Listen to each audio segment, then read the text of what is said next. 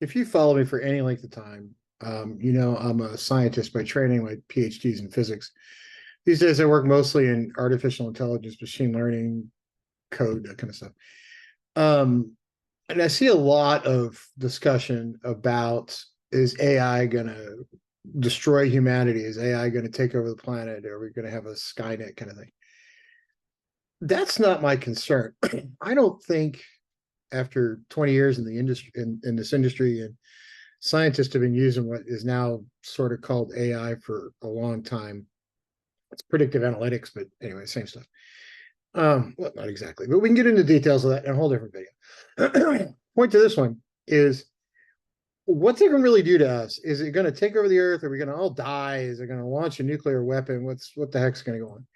That wouldn't be my concern. My bigger concern personally, if I was going to sit down and really say, what's the biggest problem I see coming down the pipeline, is that if you look at automation, technology, AI, machine learning, whatever you want to call it, we really are in a position right now here today to kind of replace 60, 70% of the jobs on the planet, maybe more.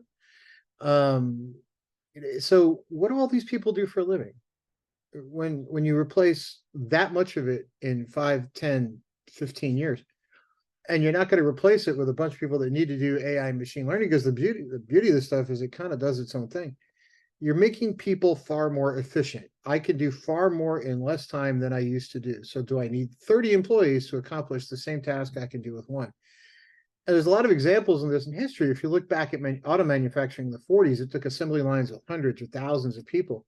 Now it's 40, 45 to do the same as 1,000 used to do. So do we need more delivery drivers for Uber Eats? Do we need more Lyft drivers? I mean, that there's kind of an upper limit on that too, because in come self-driving cars. They're not that far away.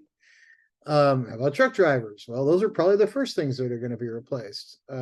So realistically, you can actually replace large swaths of the economy or large numbers of employees with way fewer people. Think about self-checkouts at grocery stores. You got one person checking 9, 10 people, helping them with whatever the problem is.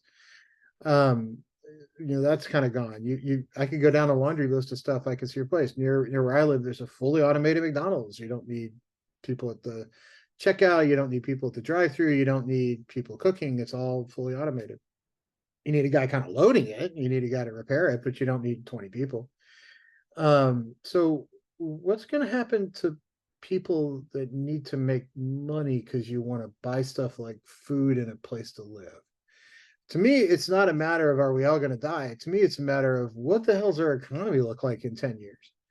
And if you have to go earn a living, which all of us do, how are you going to do that? Because there's even AI assisted legal systems coming online. There's AI assistance for surgeons, which I still think you should have the surgeon do the surgery, but can the AI kind of help them see what they're doing? And can that take a lot of people out of that loop? I mean, I can get on the list of the jobs we're going to replace, and I can tell you that they're not all going to completely go away. You're still going to have lawyers and doctors and stuff, but will you have one doctor, or we have 30 doctors? Will you have one doing that job? And then what do you do with the other 29? And not just doctors, but what do you do with the people? Like when you've put 2 out of 3 people in the economy out of work, not because the economy sucks like happened during the Great Depression, because you just don't need them anymore. You've fully automated the thing. Where do they go? What do they do to make money? How do they make a living? What do I tell my kids to go do in college? Obviously, work with AI, right? But how do we deal with that phenomena when it comes down the pipeline? And I don't really have a good answer. If you do, please drop it in the comments. And I'd love to get a group of 4 or 5 people together. Let's do a video where we just kind of talk about this and kind of hash it out, because it's a concern. I mean, it looks infantile now, but look 2 years ago where AI was there, and just in 24 months, we made a lot of advances. So drop a comment below, subscribe. We're going to talk a lot more about this, but reach out if you'd like to be part of the conversation.